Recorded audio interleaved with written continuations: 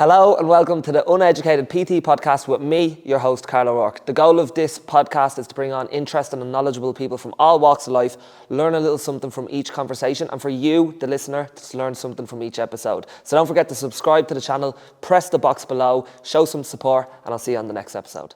Okay, welcome back to the Uneducated PT podcast.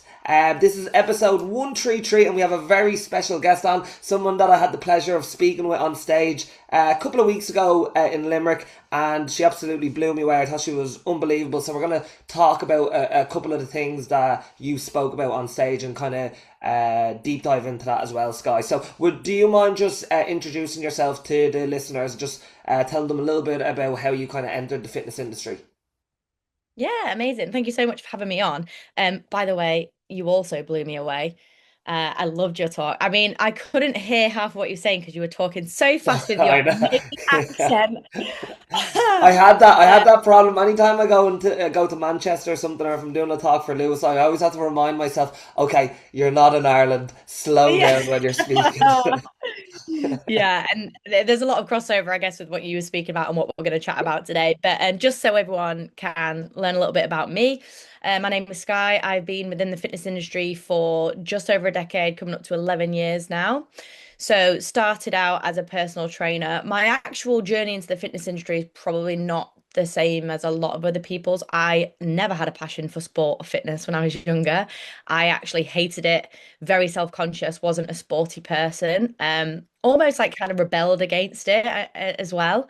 Spent a lot of my teenage years. In hindsight, now I can see that I probably just didn't know what I wanted to do with my life or where my strengths lied. I just kind of knew that I was a bit of a clown and that I could make people laugh and that I was very social and outgoing, which went hand in hand with going out and partying Yeah. and ruining your life all the time. Um, so yeah, didn't know what I wanted to do when I left school. I did some A levels. I ended up signing up to go to uni. Again, just like this opportunity is here, everyone else is doing it. I might as well do it for all the wrong reasons. Ended up dropping out. So that was another kind of, oh fuck, I'm just a big failure. What am I doing with my life? Went traveling for a while, working with my friend abroad. And whilst I was away, I ended up breaking my hip. And I Mm. was only 21 at the time. So that was a kind of a what on earth is going on? Why has a 21-year-old broken her hip? Are you So came saying that back. you were out drunk and you fell over and smashed your hip up? Basically, it's not even as bad as that. So I was on like a kid's scooter, like the little push scooters. Yeah, yeah, I was on one of those, and I don't know if you in Greece, the drains in the road are like really big. yeah. So I kind of went into a drain, and it just like Mm. something happened, when there's like a pain, and I was like, "Oh, I can't put my weight Yeah. on my hip." So it's like we kind of laughed and joked, and I was like, "Oh God, I've done something stupid," but never in a million years did I think I've broken my hip. Mm. But it just didn't get better, didn't get better. Obviously, I had no health insurance, so flew back to the UK. Um, Went and got it checked out, and they were like, "We don't think it's going to be anything broken. Like you're 21, you look healthy to us, but just in case we'll do an X-ray." And then they did an X-ray. They were like, "No, you've broken your hip. You've snapped your femur at the top." So Mm. I became like this medical marvel, and they put it down to the fact that when we chatted about my lifestyle, they said you've given yourself like early onset osteoporosis, like brittle Wow. bones. Yeah, because of your lifestyle, you're not sleeping very well. You drink alcohol nearly every day. Yeah. Diet is terrible. You don't do any exercise, all this stuff, and you've just basically made a mess of yourself. That wasn't their word, but that's how I They're basically saying you've aged yourself 80 years being on the session, right? Sky. 21, 21 years old. So for me, that was like okay, sort your shit out. What are Yeah, you doing? yeah. Um, so after that, went through, I had to have surgery, I had to have a plate fitted in my leg, moved back in with my dad. It was so funny. I remember my dad had to like sit me on a chair in the shower and I was in my bikini and he's helping me like wash my hair and get in and out. Oh, it was so funny. So when I got to a point where I was like off my crutches walking, I made a promise. I was like, I'm going to start going to the gym and exercising. Like I need to support my bones. And it was from a total health perspective. Mm. As you may Isn't that so funny though that you're 21 and you're doing what? people probably end up doing like I have members now who come into the gym at like 60 years of age, their first time Mhm. training, and they're coming because they're worried about not having independence in their later years. And you're 100. you're literally experiencing that at 21. Yeah, a hundred Yeah. percent. And and I'm sure you've experienced this yourself or you've had it with clients.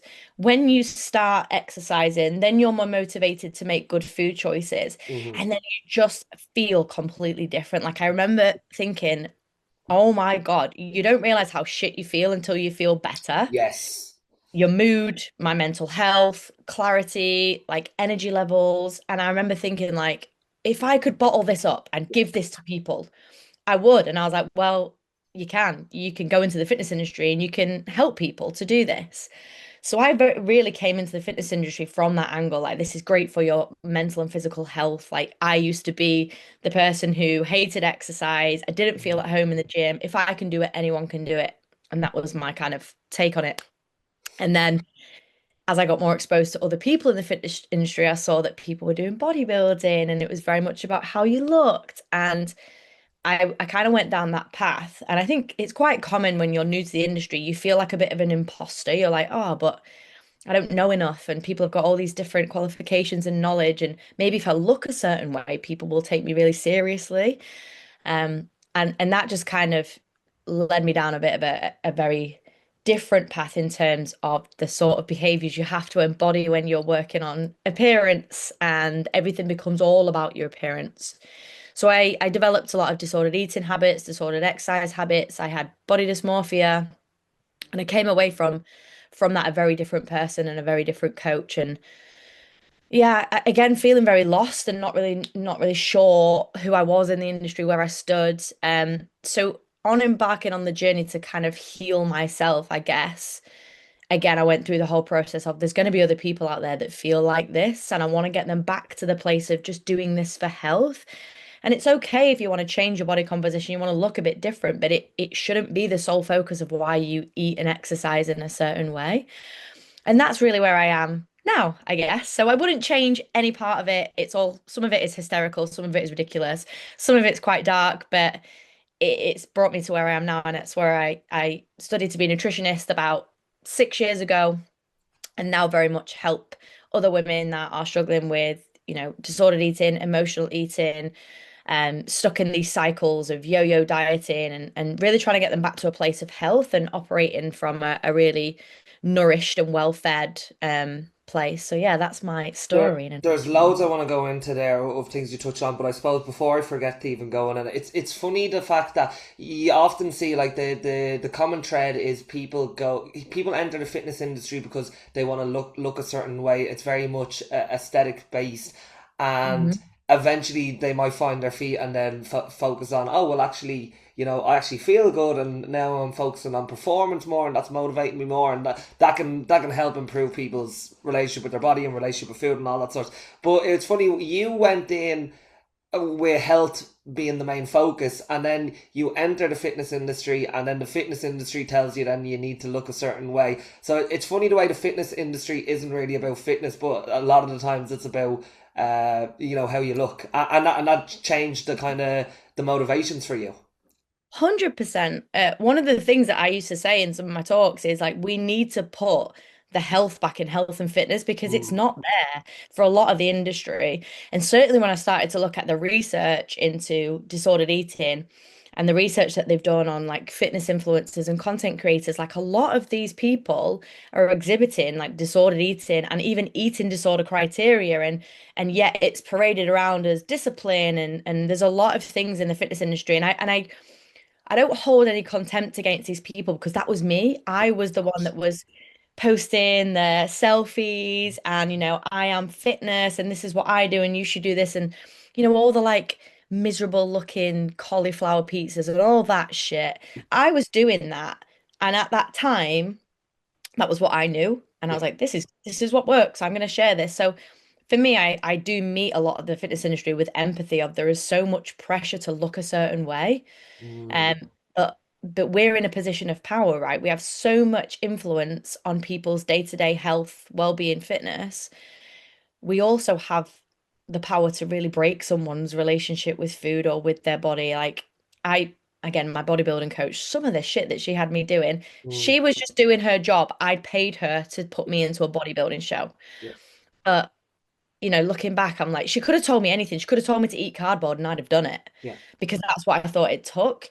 And when we don't take responsibility for our own relationship with food and our body image, that can trickle down. And that's the dangerous place that I think I see a lot of people stuck in at the moment in the fitness industry. It's funny because you could even have a decent relationship with food going into the fitness industry, but then the fitness industry tells you that this is what you need to look like, or this is what you need to achieve to be taken seriously. Whether that's you need to do a photo shoot, or you need to do a bodybuilding prep, or like whatever it is. Like it can look like different things now. It changes all the time, but it's like you need to do X to be taken serious, and that can come with consequences of unhealthy behaviors. Yeah, absolutely. There's very much a big message around you need to walk the walk, you need to talk the talk. You have to look like you train. It's like, what does that even look like? Because if you look at athletes, they're all different shapes and sizes. They're all different body compositions, but you don't look at them and go, that's not an athlete because they have more body fat than this person. Or they're not an athlete because they have less body fat than this person. But when it comes to the fitness industry, we are so stuck in this mindset of looking at bodybuilders as the pinnacle because most of our information trickled down from the bodybuilding forums over time before we really had social media. Um, and I think we really need to unpick this, like what you look like is who you are or what kind of coach you are, and make it more about what are your values as a person, like what behaviors do you embody? Because if I'm trying to encourage people to be well fed and nourish themselves and exercise for fun, then that's what I'm going to do. I'm not going to focus on having a six pack because that doesn't align with my values. And it's okay if you do have an aesthetic, value yourself, but that doesn't mean that everybody else has to have that. Yeah, absolutely. One thing you also touched on earlier was that you didn't have like you didn't play sport, or you didn't feel like you were sporty or fitness related at all when you were younger. Did you have any like bad? Because I see I've spoken to a couple of trainers who would have been in. Obviously, it's not the norm. A lot of people who get into the fitness industry are already into fitness, and then they think because I'm into fitness, that's going to make me a great coach. And there's a whole Yeah. different rabbit hole we can go down that. But there is a common thread of some trainers that I know who like they were never into sport, or and then they had this limiting belief that it was never into them. It might have been because of a bad experience or so on and so forth, and then they didn't realize that, oh well, I can still make a great career out of fitness, and they find the gym and they fall in love with it and so on and so forth. Like, did you have any bad experiences when you were younger that kind of created that belief that you weren't ever going to be part of the fitness industry? Um, Because I know you play you're I was looking at your training, like you train intense. You do CrossFit, you do jiu-jitsu as well, don't you?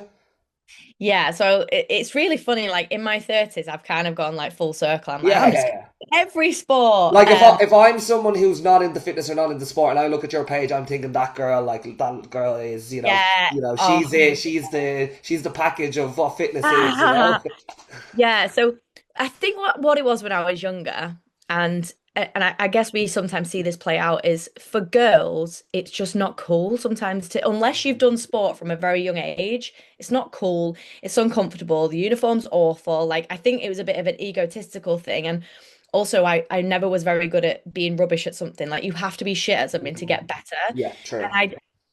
I'd grown up with my parents split and I grew up with my mum. And I think growing up with my mum as a single mum, trying to just keep a roof over my head, I always said to her, why did you never like put me into any sports when I was younger? She was like, I did, Sky. I took you to all these different things and you just came out and you hated it and you were crying. She was like, I don't have the energy or the time when I'm a single mum to be forcing you to go to clubs that I can barely afford anyway, Mm, when you're telling me you don't want to be there. She said, so I did try. And my dad, he would do certain things with me. Like he taught me to like he would take me to snowboarding lessons, skiing lessons. Like I had quite a really privileged life with him on his side. But when it came to like day in, day out, I just didn't have role models in my life that did sport. My mum was not a sports person. There's no one in my family that's into sport. So I think I didn't have that person to be like, oh, sport's amazing and I want to do what they do. Couple that with the fact that I was trying to be a bit of a cool kid. being shit at something doesn't lend itself to being cool. So I think I told myself this story that like that's just not for me. Like the girls that I'm friends with, they've done it for years. They're really good, but not me.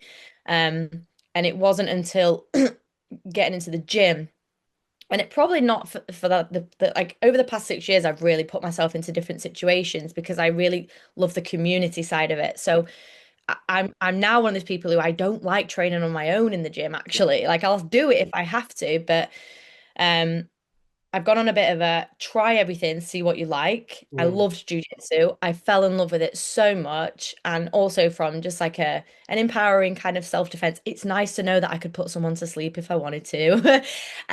CrossFit, my husband owns a CrossFit gym. So again, like it's just a great community. I don't know if I would stick with CrossFit if it wasn't such an amazing community that I'm part Yeah. of. Yeah. I Well, think that really, that's the beauty of CrossFit, isn't it? Like yeah, anytime I go away somewhere where, let's say I'm in a city where I don't know anyone, or I'm like on holidays or somewhere, it's like you go to a CrossFit gym, like people will talk to you automatically. You'll meet yeah, friends straight away. It's great yeah. like that. Yeah, it's very similar in jiu-jitsu as well. Like we can go Mm. on holiday and I'll be like, okay, where's the nearest jiu-jitsu gym? Send them a message. They're like, yep, come down. So same with running. Like Yeah. I, when I broke my hip, I was told I couldn't run. And I think the message was more like you probably shouldn't run for a while until you're healthy again. But I'd taken that as like I'm not going to be able to run because I had a bit of a limp, I had a bit of an imbalance that continued. It became like more of a mental thing than an actual physical thing. So I just again told myself like you're not a runner. You're rubbish at running. You can't run. So a couple of years ago, everyone from the gym was doing a 5K run. I went and did it and I was like, actually, this is pretty cool. A bit of running wouldn't hurt. It's a bit of fitness. So then me and my friend were doing some short runs together and she was like, we should just fucking do a marathon. And I was like, yeah, fuck it. Let's give ourselves a year. So we did, we signed up to Paris Marathon and we gave ourselves a year and we did a half marathon halfway through. And that's just kind of stuck. And then that obviously lent itself into high rock. So I think if you come to my page, you look, you're like, oh my God, she's constantly doing stuff.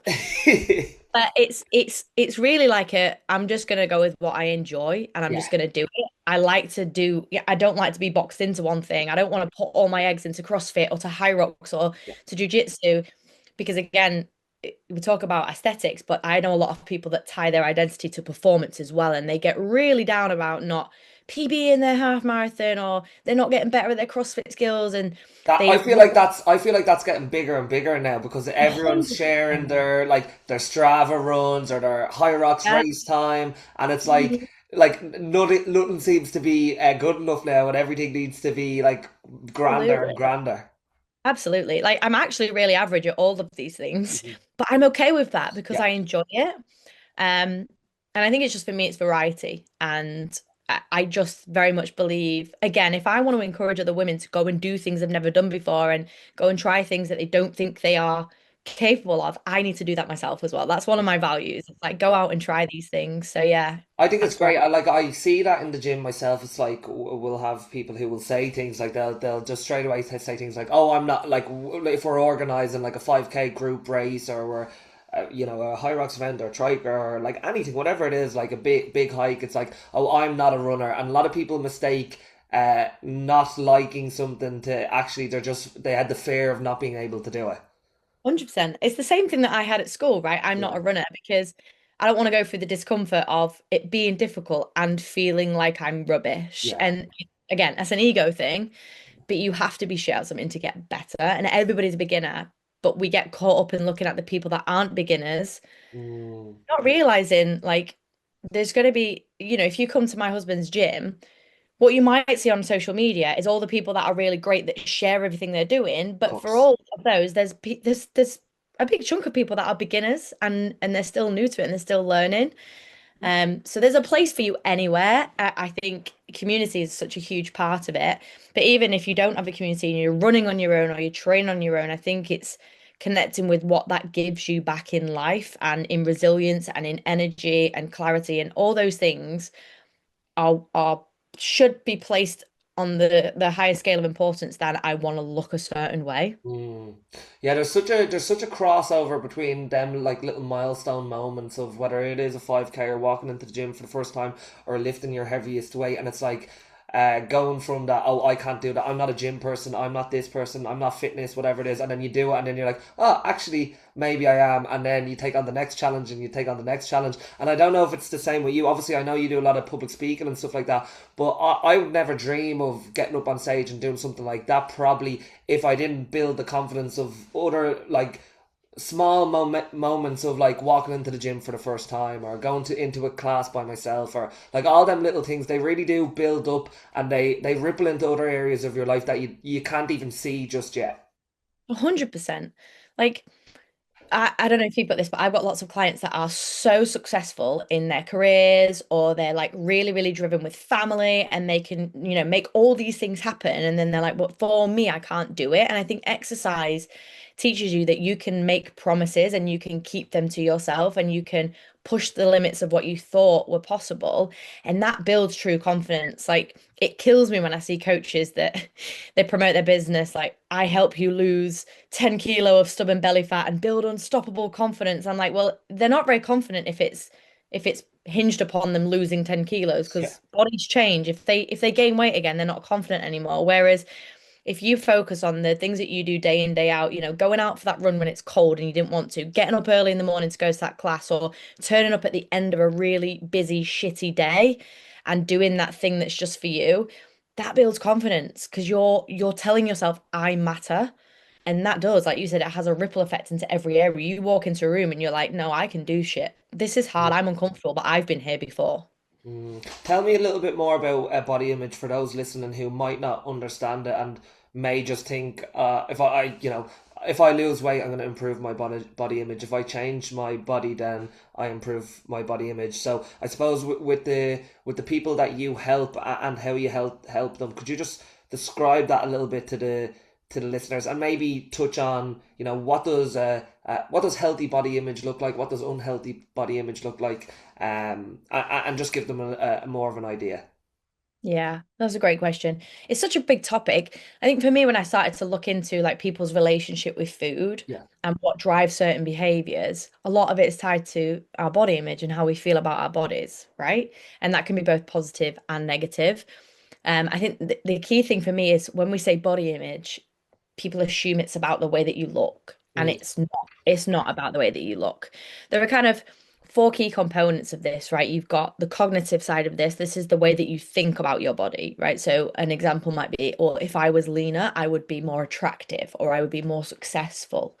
Then you've got like behavioral component of body image. So the things that you do in relation to how you think you look. So if you don't like your body, then maybe you don't go into photos, you don't like being in photos or posing for photos, or you won't wear certain clothes. Like, I've got clients that are like, oh, I couldn't possibly wear shorts, or I couldn't possibly wear like short sleeve tops.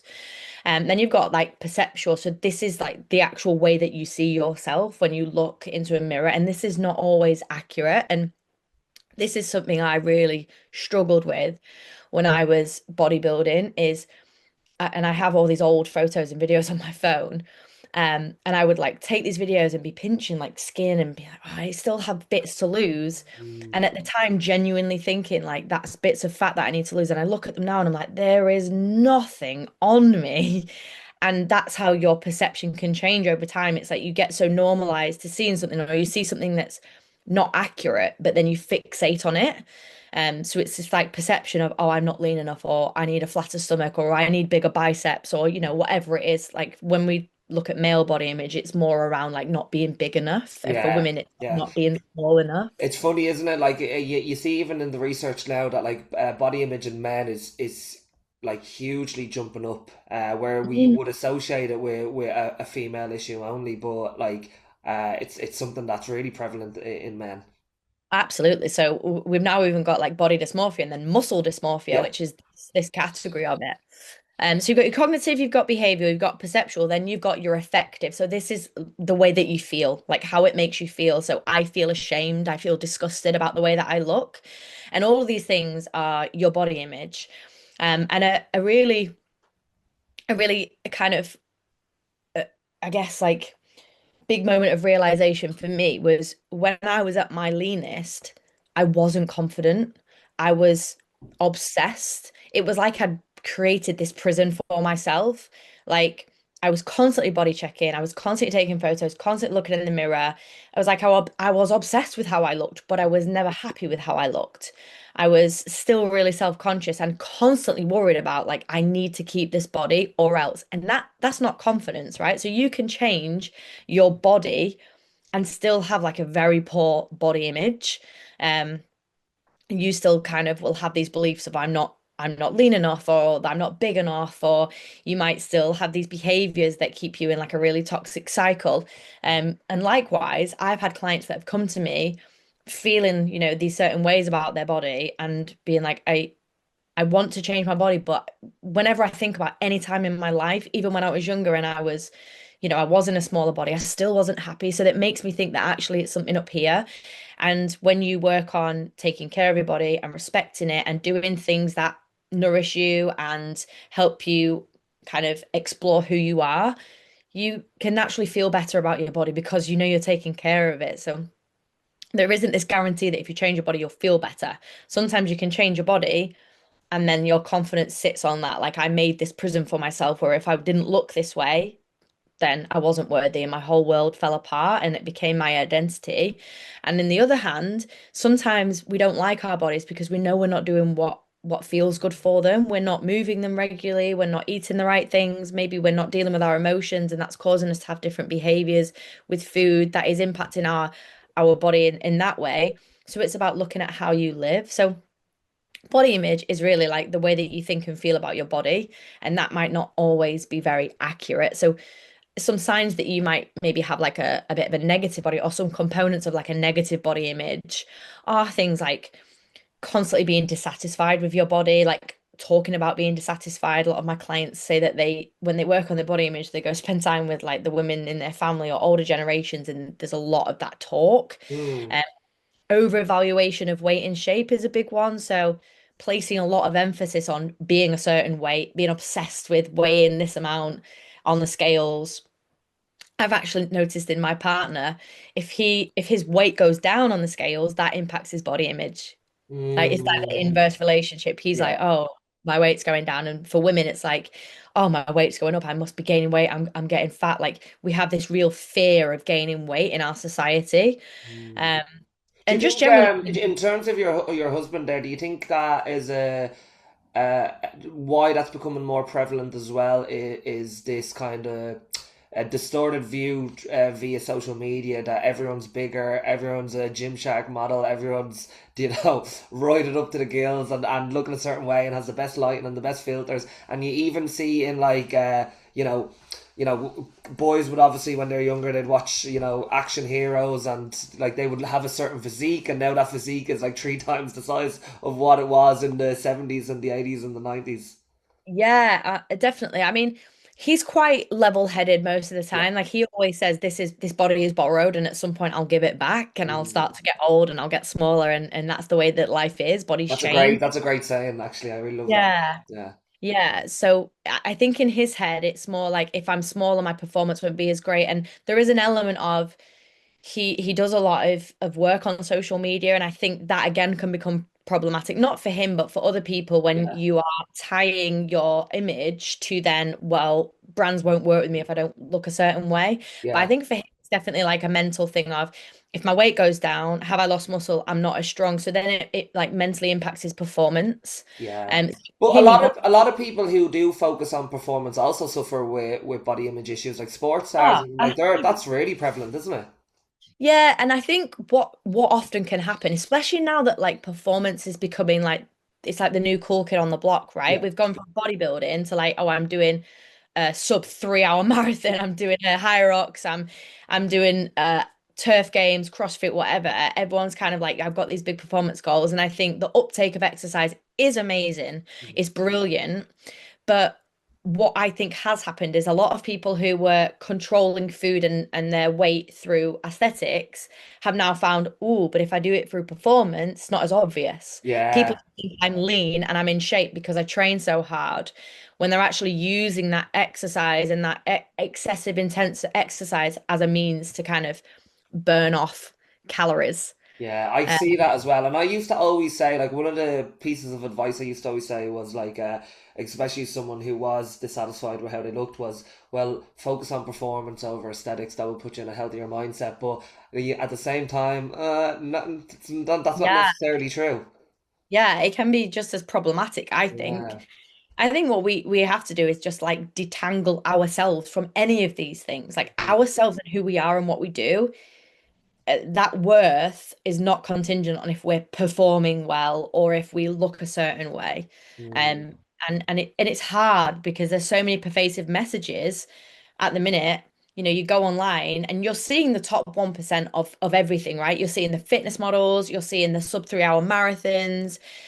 If you ever go to a like what I loved about going to my first High Rocks is all I ever see online is the top athletes, the world class, the elite 15. When you actually go to a race, there are people that are clearly just doing this for the first time and only time. It's something that's given them a purpose to start training a bit more. There's elderly people, there's people doing it with like their 70-year-old dads. Like that to yeah. me, that's amazing. So we need to remember that what you see online is not representative of the general population anyway. But you're right, it is problematic. And you know, if we look at some of the stats, it's like 1 in 3 people use exercise to justify food. 2 in 5 people feel guilty if they can't exercise. 1 in 3 people, sorry, 1 in 6 people will still exercise if they're injured. It's like this Mm. problematic attachment to I must exercise because they're using it as a means to control their body shape and weight. That's a really good point. I think that that's something to emphasize as well, is that, like, if someone is very dissatisfied with their body, it's, think coaches and trainers often think like that their biggest job, and a lot of time it is to get people from doing nothing to doing something and getting to the gym and stuff like that. But on the opposite side of that spectrum, it's like people who are excessively exercising and they don't realize, you try to get them to rest and they ignore it. Like, that's probably a big sign that, okay, there's some underlying issue here that isn't really just about health and exercise. 100%. Like if you start to notice, some of the key things that I would think are like red flags is exactly that. Like they're doing more training than you've programmed for them.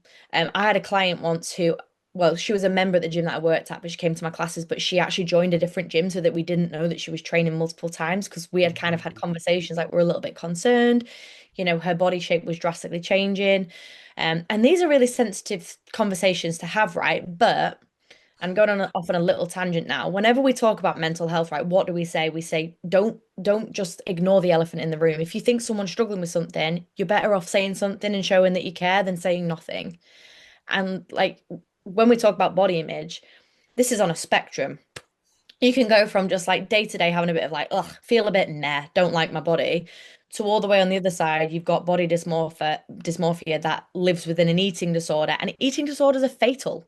Like somebody dies every 52 minutes from an eating disorder. So whilst it can be a light topic to talk about and it's an important topic, like it really is important because if we don't address these things or understand the signs, someone could potentially go to that other side of the spectrum. And I think our job really is to try and nourish people back to the right side of health and fitness. That makes sense. Yeah, and that's such an important point that you touched on there, is that, like, body image can be just, yeah, you feel meh. Like, and I think there's probably also, like, sometimes a pressure on people to be like, oh yeah, love your body. You're always gonna love your body, and like that's not realistic for a lot of people.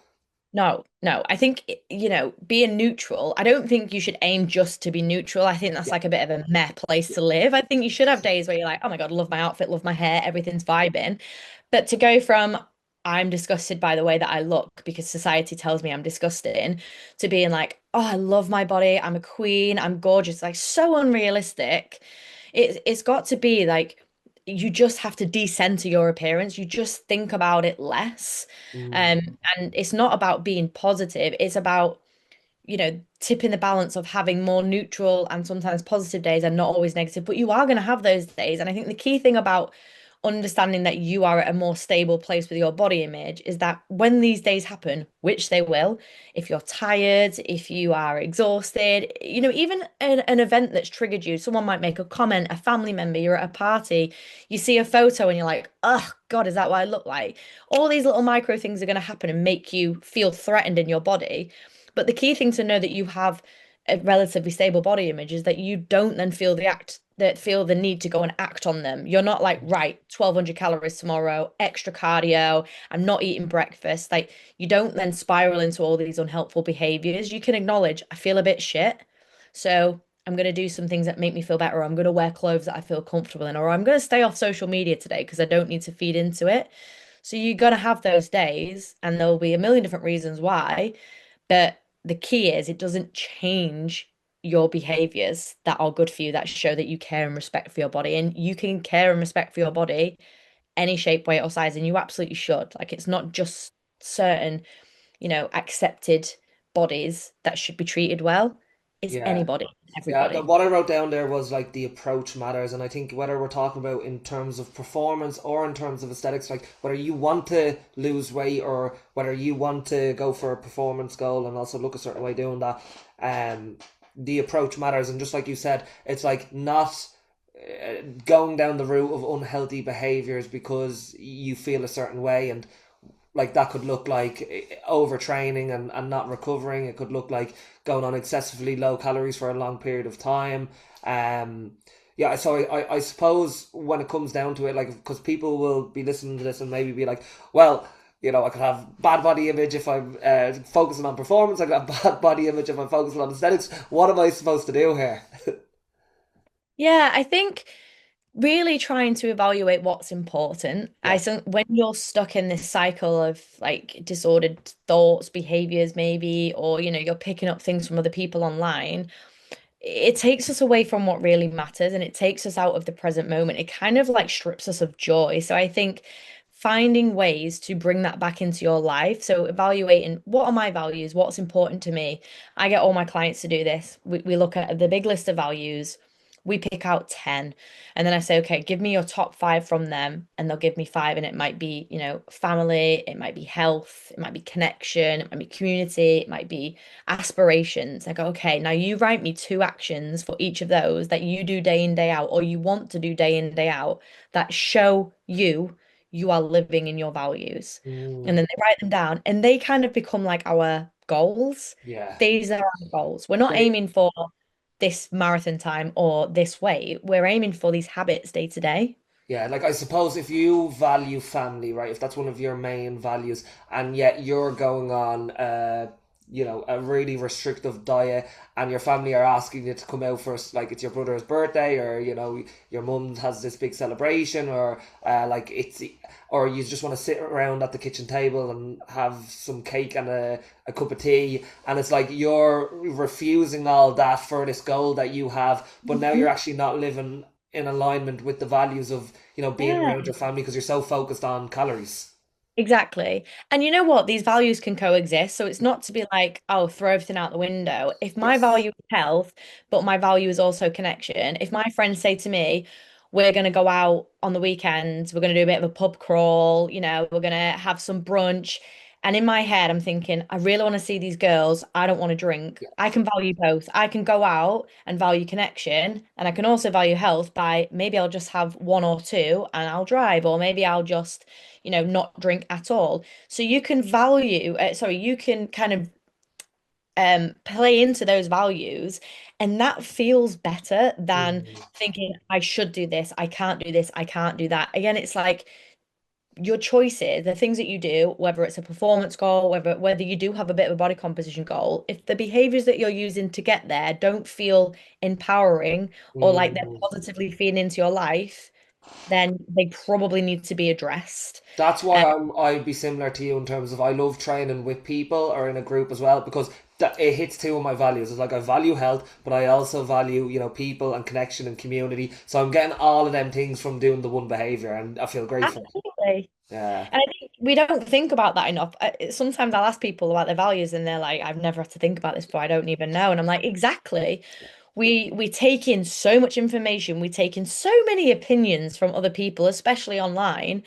We forget to ask, what do I want? Mm, What works for me? I don't want to be a gym bro that gets up at 4 a.m. and has a cold shower. Some people might love that. Some people like that is absolutely my thing and I fucking love it. Like my thing is resilience. And if I start my day with something hard, I'm living in my value. Brilliant. But for other people, it might not be. And they might value calm and peace. And actually, having a slow morning where they just get up and have a cup of tea and have a chat to their partner and kids and do the school run, that's them living in their value. But when we're constantly trying to keep up with, well, they do this and they do that and they said do this, there's so much, it just takes you further and further away from what do you want to do? And really, that's at the core of it. Like, what feels good for you? Like, how can you live out your values in a way that feels empowering? And I really would encourage people to focus on that. I think if you're really struggling at the moment, looking at what behaviors are keeping you stuck is a big one. So I have a client at the moment who was weighing herself every day and body checking, but like taking a lot of photos and posting them online. And we had a bit of a discussion around it. Like, how does that actually make you feel when you do those things? And she was like, it doesn't actually make me feel that good. I feel pressure. I feel like I have to step on scales every day and that will dictate my mood. So we just kind of tested it out. I said, why don't we just try not weighing ourselves this week and see how you feel? Like, it's not a pass or fail. You don't have to not do it every day. It's just let's explore and get curious. And lo and behold, mood was different because she wasn't getting that feedback. I said about the taking photos. How about you just go and do your workout and you don't take a photo of yourself this time? Lo and behold, she's enjoying it. She's chill. She's not thinking about her body so much. She's actually thinking about the work that she's doing. So I think you have to explore the individual things that maybe are keeping you stuck. It might be excessively tracking your food. It might be excessively like doing lots of steps. I've got another client who we're looking at like reducing her overall steps because she's sacrificing sleep to go and do this thing to try and control her body. So it's difficult, and I'm not ever going to say it's easy, but there has to be a little bit of self-awareness of what's keeping you stuck and then picking out these little things to try and just day by day do less and pick out the things that are good for you and in line with your values and do those more. And you will start to feel better and it'll become easier to do those things. Do you think people fall into that trap of not a trap, but they're constantly weighing themselves, or they're constantly tracking their food, or they're constantly trying to hit that step goal that they've plucked out of their arse, and it's essentially like if you are trying to have that conversation to get them to do less or maybe not track at all, there's a lot of fear that comes with that. 100% anxiety, fear. You got to think about what it is for them. It's a safety net. Yeah, They've built that up as like this is like how I stay in control. It's such a paradox because you're not in control at yeah, all. yeah, These behaviors are controlling you. So giving up that control is terrifying. And I've got clients at the minute that are like they are struggling, but it's about meeting it with compassion and curiosity and thinking about the bigger picture. Like you have to give up some of that control to put yourself back in the driving seat. And if you need to do that in baby steps, most people do. It's like you might gradually stop tracking certain things, like stop tracking your sauces or your snacks or your condiments. And then over time, you might reduce that. The same with steps, because what you have is this fear of like, I'm going to gain weight. I'm going to be huge. I'm going to be massive. So not only are you trying to unpick the fat phobia that lives there, that that's the worst thing in the world, but you're also trying to prove to yourself that that doesn't happen. Like you can eat 50 calories over your target and it's not going to mean that you wake up the next day 7 stone heavier. So you're building up that trust with yourself again that you don't have to be so controlled. yeah. You're also unpicking the belief that you have to stay this weight and shape to be happy. You absolutely don't. So there's Yeah. kind of those two elements that are at There's a work. lot of like psychological like things that you have to dive into there. It's like, okay, I'm trying to get down to a certain weight, or I'm trying to control my weight, and it's like, why are you trying to do that? Because I'm trying to control my weight, but why? It's so I don't gain some weight, and what happens if you do? It's like, oh, well then I won't be accepted, I won't be loved, I won't like, and you're essentially you're working with a lot of emotions that people have, maybe pushed underneath and aren't actually dealing with. I'd say does that take a lot out of you? Like if you're dealing with people um on a regular basis where you're really like it's not surface level. Give someone a calorie goal, give someone steps, give someone a workout plan, and off you go. I'll see you later. It's really like working on these core beliefs that they've had from whether it's childhood, someone telling them that they're not good enough, society saying that they're unlovable unless they're 66 kg. Like it's a lot working with people, trying to kind of unpick them beliefs that they've built up. Yeah, absolutely. And there is a fine line. Like there has been a few people that I've just, end up saying, I think this is out of my scope of practice now. And I think Yeah, this is something that you probably should explore in therapy. yeah, But there's definitely things that we can do to push people along. Like I use a lot of journaling prompts with my clients to get them to reflect on certain things. We use a lot of reframing. So all these negative thoughts that come up for them, I get them to write them down and then reframe it as if you're talking to somebody else with a positive or something more mhm, neutral at least. So because that's a big driver as well, like this really harsh self-criticism that can keep you stuck. So there is a lot of that that goes on, but I think for me over time, I've just developed this kind of idea that I'm like the compassion giver.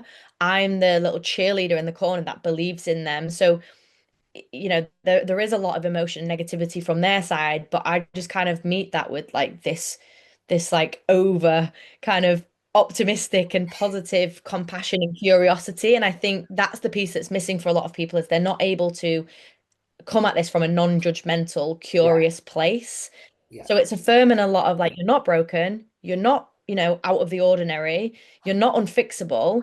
All this stuff you've developed as like habits and safety nets and I totally understand the fear, but on the other side of this is so much more life and joy. And I'm going to compassionately, support the shit out of you until you start doing it for yourself. And that's basically what I see my job as is like, I'm going to be the number one fan and believer of you until you start to build confidence and the belief that actually, yeah, I can do this and this is a good thing for me. yeah. Because like when we're thinking about ourselves, like once our emotional brain comes out, we're never going to see things clearly. It doesn't matter who you are. There's no one. I don't care how logical your brain is. We all have our blind spots, and so to have someone to kind of, you know, take a more neutral view of your situation, it's very, very beneficial. 100%. Like I think a lot of our part of coaching, like our job is really we're just giving people permission to do the things that they know they should be doing or they know that they want to do. A lot of people, why do they get a coach? Because they don't know which way to go. They're second guessing themselves all the time. And I think people come to me and expect me to give them like, this is what you need to do step by step. And I'm like, okay, what do you want to do? What feels right for you? Like, let's explore these different options. And I'm always constantly throwing it back to them, like, you're the expert on you. What do you think? I can give you some ideas and guide you in certain directions, but this is all your decision, and that's what we're going to work on together. And it's really giving them permission to like be the kind of the driver in their own life Mm. rather than being the passenger that's looking outwards all of the time for validation, for information. It's the reason why people are always like, I know what to do, I just can't do it. You have to have someone that gives you permission so like you make the decision that's best for you. That's a very common phrase, isn't it? I know what to do, I just can't seem to do it. So essentially, what you're saying is I'm stuck right now. Yeah, Yeah, exactly. That's it. Like I'm just stuck. Like my emotional brain is in overdrive and I yeah. cannot access that curious, compassionate side of me. And that's where the coach comes in, like, okay, I'll be the curious, compassionate side for you. Like, Mm, why do you think this is happening? Why do you think you want to do this? Like you said, you got to start to dive deeper into what's people always come with these habits that they want to drop, right? I want to stop doing this thing. I'm like, okay, why do you do it? And they're like, oh, like I've got a client at the minute who nighttime eats. yeah, And she's like, I'm so fucked off with myself. I hate that I do this. It pisses me off. And I'm like, okay, instead of trying to stop nighttime eating, why do you think you do it? yeah. So, well, I did go to bed quite hungry. I'm like, okay, do you think it's driven by hunger then, maybe? Mm, Yeah, probably. What could you do that would maybe help that? I could maybe have a snack before bed. I'm like, let's try it mm. So next that yeah, week. that's you. That's you essentially turning the notch on for the logical brain of okay, what's going on? Because otherwise, people just end up straight in the trap of oh, I've over it. Oh, I need more willpower. I'll try again tomorrow. Oh, I need more willpower. Oh, now I feel guilt. Now I feel judgment. Oh, I'll try again, and it's just a repeated cycle then. Yeah, instead of seeing it as like this behavior is a symptom of something that's going on, like it's Yes. telling me something. Well, what is it telling me? You just focus on like this is bad, I must stop it without thinking, well, how? Like what's driving it? And I think that can be the same for a lot of things. If there's a behavior you want to put in place and you're really struggling to do it, well, why is that? Is there something within your control there, or is it actually out of your control? Then you need to manage your expectations. Mm. I wanted to talk a little bit more about where this comes from, like where this body dissatisfaction that a lot of women and men um have these days. And I know you touched on obviously social media and media in general being a big contributor to this. But you also spoke on even, going back to the family home and maybe generational dieting and do all them things influence body dissatisfaction in people as well? Yeah, I think like your immediate surrounding, especially when you're young, your parents' beliefs, cultural beliefs, things that are maybe said to you at school by, caregivers, coaches, teachers, peers, you take that all on board and that becomes your belief about the world and how you view the world. Um, it- it's really interesting when I talk to people that have like quite negative body image and they're judging themselves. I kind of mirror that to them, like, well, then you must judge other people the same way. And when they think about it deep down, they do. They do judge. I'm like, you must do because you can't hold yourself to a different level. Some people say that they don't, but I'm like, you do because you've built up a belief that this body is bad, this body is good. If you gain weight, you've let yourself go and it's bad. But if you lose weight, it doesn't matter how you've done it, that's good. So it's all these messages that we pick up on as we grow up. We see what our parents do with food. We see how like mums talk to dads, dads talk to mums, co-workers talk to each other, and the things that are said to us about our bodies as we're growing up. I'm sure there's different people that have different insecurities about their body. Like at school, the lads all used to call me thunder thighs because I had big thighs. And I grew up being like, I want smaller legs, all these things that you pick up. And then you have the media, you have Disney films with these gorgeous tiny princesses with perfect hair and big eyes. And then the villains are always like in bigger bodies and they have certain characteristics. So you're constantly bombarded with this idea of like, that's good, this is bad. Hmm. We just live in a very fat phobic world, and I don't think we take into account that there's so many factors that go into how how our bodies look, like genetically, socioeconomically, your access to different things, to fitness, to healthy foods, your finances, your mental health, all these things play a part. And we cannot possibly tell the state of someone's mental or physical health purely by looking at their body. I know plenty of people that are in healthy weight bodies that have terrible behaviors, terrible, don't exercise, don't eat well, drink loads, smoke. And then I have people that live in larger bodies that are fit as fiddles. So it's really unpicking like these stereotypes and the beliefs that we've got and holding a bit of a mirror to yourself of if you saw this body on the street, what would you think? Yeah, that genetic thing is such a good point as well, because it even falls into the trap of, like, let's say people on social media looking at someone's body and this person could be genetically gifted, and then they say, okay, well, what is that person doing? Because if I follow what that person does, I might hopefully look a little bit more like them. 100%. And that's just not the way it is. Like that is one of the big problems with, like the what I eat in a day posts, the kind of the body checks, the different photos, because all you're seeing is a very small snapshot. You don't have the context. And I always think about this in my experience because what I posted online, you didn't see what I was doing behind closed doors. You didn't see me getting up and doing an hour on the Stairmaster in the morning. You didn't see me eating like 13 to 1400 calories, having like 8 black coffees a day just to keep myself awake. You didn't see me shivering cold. I didn't tell you any of that. So when you're looking at this person and you're seeing a little bit of their training, a little bit of what they eat, or even their what I eat in a day, which might not even be what they eat, Mhm. you don't have any other context. Like, what's their job like? What's their stress levels like? What are their finances like? Do they live at home? Do they have, support that you don't have? There's just honestly no point comparing yourself to something you don't have all the context. And even if you do, even if you've got a friend and you're like, but my friend does this and this and this, it's a waste of energy. You can only focus on you and what your situation is, what you want, what your capacity is. Otherwise, you just go round and round in circles, just comparisons and not feeling good enough. And that doesn't lend itself to motivating behavior. Yeah, and I suppose as well, you could look at that person with that great physique, and all right, there is envy there. I would love to look like them. I want to do whatever they're doing to look like them.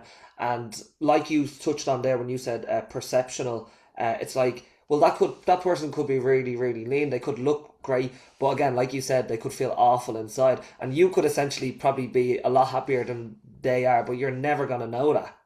100%.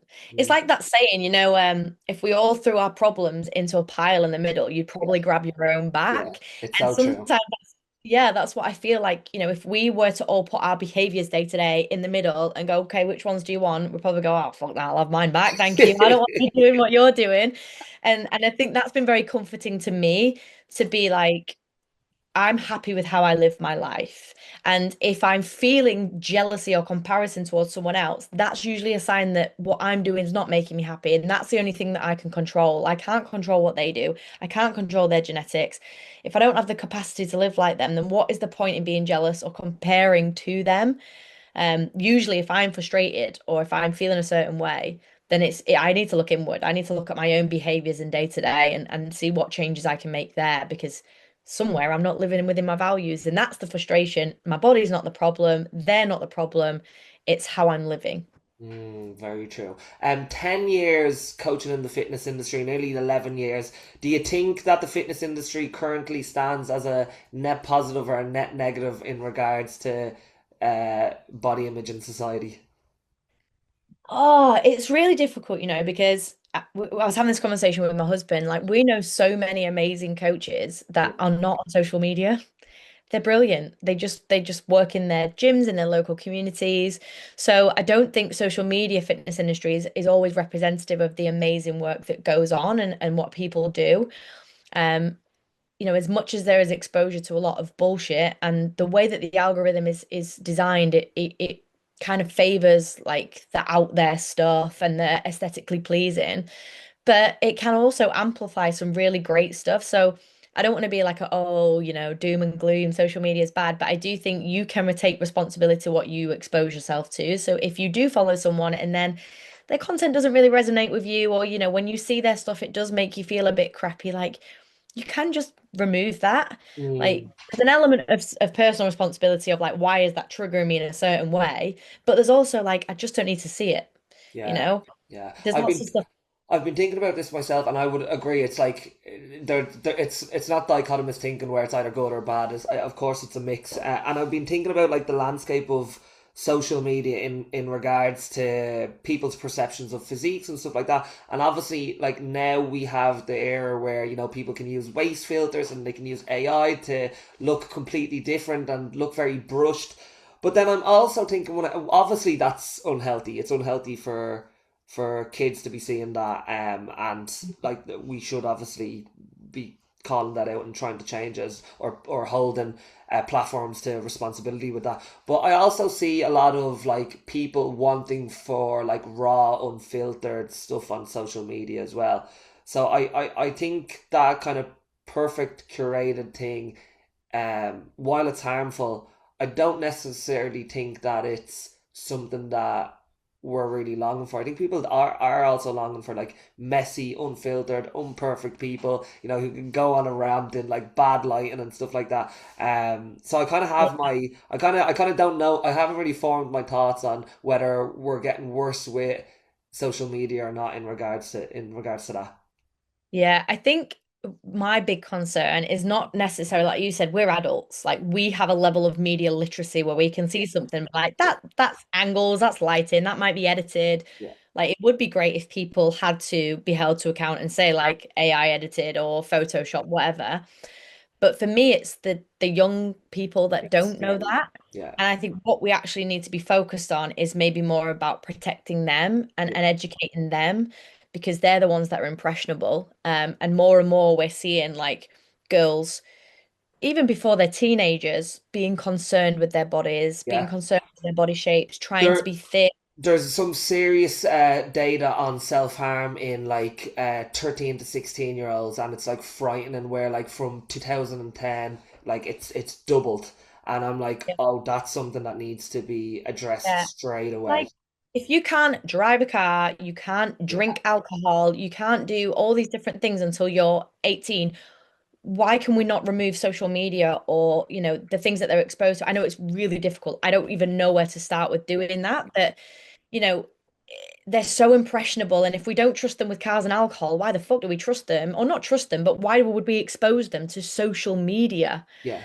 And It you could even use the point that okay, well, kids will still probably drink underage anyway, but that doesn't mean we should make it illegal for them. That at least make it harder for them because Yeah. then they know there's a dangerous element to it. Yes. They know that they're doing something that is potentially harmful, or there's a at the minute with my stepson who's 9, we don't let him on YouTube. He wants to watch kid stuff, but it flicks through the algorithm, and then there's like the next thing is some video where there's a kid ranting and swearing. So he knows that it's for adults. He knows that it's not for him. So he stopped asking to go on it now, or he knows that if he goes on it, one of us has to be like present.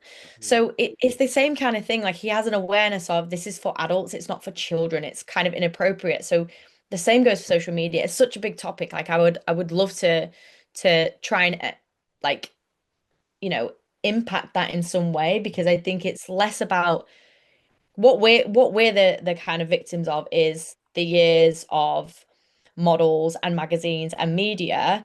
Um, but now there's this whole other world that they're going to be impacted by, and they're impacted by it so much sooner. So yeah, I think if you can keep your kids off social media, off like Snapchat, not using filters, like using filters changes your perception. Like I used to use filters on all about 4 years ago. I stopped using filters because it was making me feel bad about myself. When I looked in the mirror without the filter, I was like, oh God, is that how I look? Because I Yeah, had yeah. this. So I think we need to really protect the younger generation from all of that. Yeah, because I think you're absolutely right. When I think about it in that regard, it's like it's if eating disorders and body dysmorphia was prevalent, like there's no way that it won't continue to be on the rise if you're going to continue to give access to these kind of I call them phones when they're not phones. There's some supercomputers in their hands. Yeah, they are. They're just mini computers. Like Yeah, we should go back to the day of like you get a BlackBerry beep. You can yeah. just ping each other on your BlackBerry Messenger and you can text your mates Yeah. and you can ring them and say I'm going to be at the park in 10 minutes. But like the apps and all the other stuff, I'm just like I just don't think it's good. Reflections on coaching. So, what are some of the biggest lessons you've learned from a decade of coaching women? Um I think coaching is not what a lot of people do. I think a lot of people dictate. There's a pressure on the coach to have all the answers and give all the answers and know everything. And that's not, I don't think that's your job. The Mm. client that comes to you, I always say they are the expert on them. You might have 3 people that come to you in the very same position. So, for example, I have 3 women that have PCOS and they are suffering with their symptoms and they're suffering with their behaviors with nutrition. All 3 of them will have different contexts in which that impacts them. So I can't give them blanket recommendations. I have to understand them as individuals. How does this show up for you? What are your barriers personally? And I think coaching is about exploring things together and coming up with putting puzzle pieces together and guiding someone to be have more self-efficacy rather than being dependent on an external source all the time. And you have to get very confident in the fact that you won't always have the answer and you're not supposed to. Mm. Um, you have to get confident in like I actually don't know the answer to that, but I probably know someone who does, or I know a place I can go and help you find some information. Too many coaches try and put so much pressure on themselves to be the expert in everything and have every answer. And then when the client's frustrated, they're frustrated. Why aren't they getting this? And why can't they do this? And let's explore it together. And I think that's what coaching is. It's exploring, right? We want to get you from here to here. And there's 10 different ways we could do this, but we need to make it fit. If someone starts a plan and they just can't do it, consider that the plan is the problem and not the person. That's very true because a lot of the coaches will be just like, okay, well, just try harder next week. Yeah, this is the plan. Do it. Like, why can't you Mm. do it? And that was definitely me in the beginning. I was like, this works for me. Why is it not working for you? So, Mm. um, the client is the expert on the client is one of my biggest ones. And think of coaching like exploring, ask more questions. The more questions you ask, the deeper understanding you'll have. The deeper understanding you have, the more you can guide that person towards where it is they want to go. That would be like a real big kind of evolvement of my style of coaching. And I also think when you said there, even about like not wanting to be the expert or not having to be the expert in everything, I think one of the uh, one great sign I think of a coach who's confident in their skills is being willing to refer out as much as possible.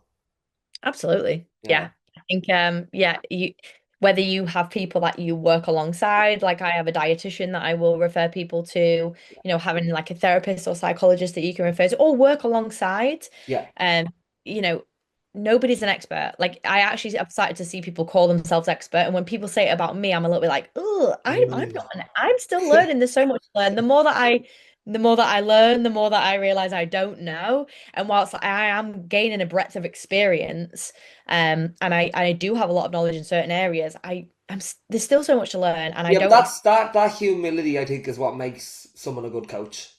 100%. Because the minute you start calling yourself an expert, or well, I know there are some experts on there, they've earned the right to call Yeah, them yeah. experts, but like the minute you think that you know what you're doing, you'll probably stop trying to learn, or Done. you'll make Exactly. mistakes. Yeah. 100%. It's a partnership, people always say, I'm the authority. I'm like, you have the experience and you have the qualifications, but you don't need to be the authority. You can be the guidance, you can be the teammate. And again, like you're the cheerleader until they believe in themselves. So yeah. Is there anything around body image that you've changed your mind on over the last 10 years? I think maybe like the body positivity stuff that's out there, I don't necessarily agree with because I think it's still centering around image. And Mm. there's a lot of people that are maybe capitalizing on like positive body image and just wear the shorts. And it's just like still people in socially acceptable bodies, Yes, pinching yeah. skin and being like, oh, I've got rolls as well.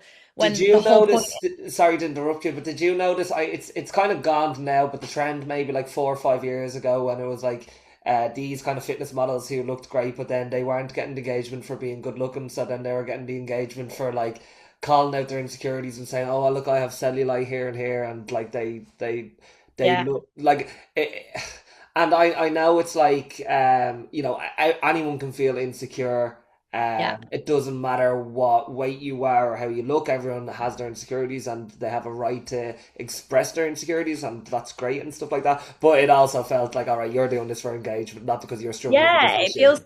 it feels condescending and look like you can. I know people that have built a following or a brand around being a plus size person. Then they went on a journey to lose weight for fertility and they got absolutely ripped to shreds by their community.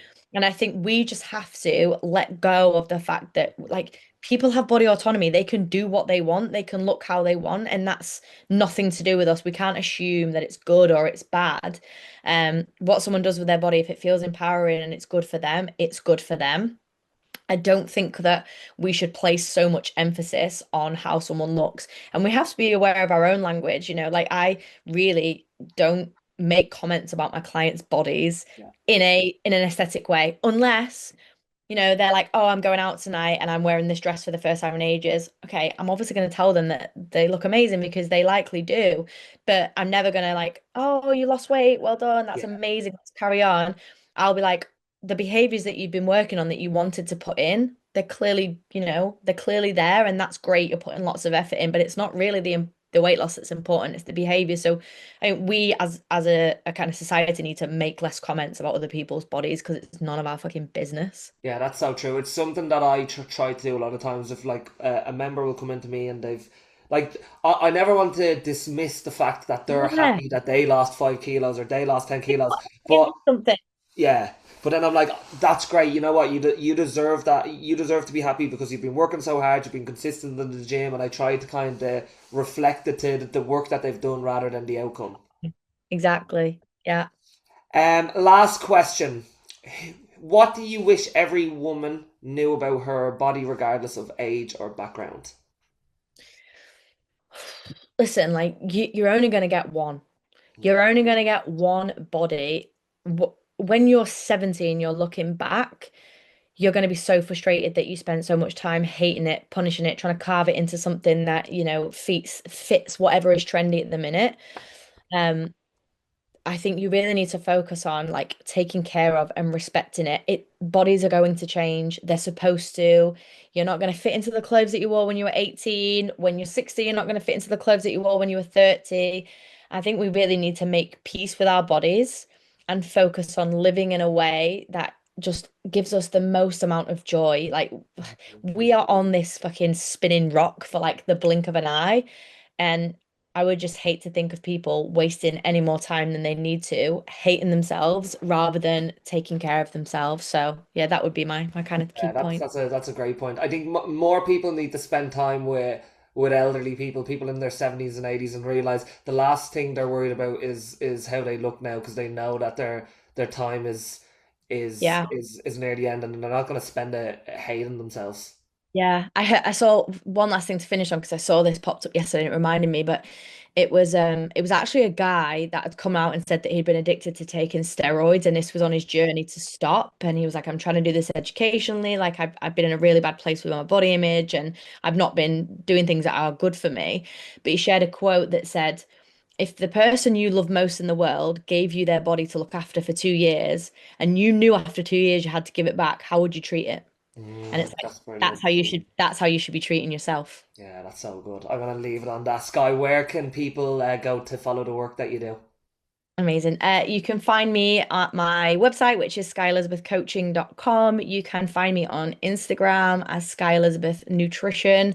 And I also have a podcast, which is Our Society Nutrition Podcast, and that's on Spotify. Actually, last question that I have to ask, because I read this. So Sky Elizabeth, but Elizabeth isn't your surname; it's your middle name. But no one can pronounce your surname. Go on, what is it?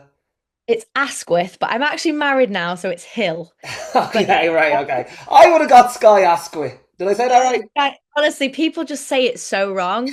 Um, but now Sky Hill, I feel like it sounds like something out of a fairy tale. It Like I'm going does.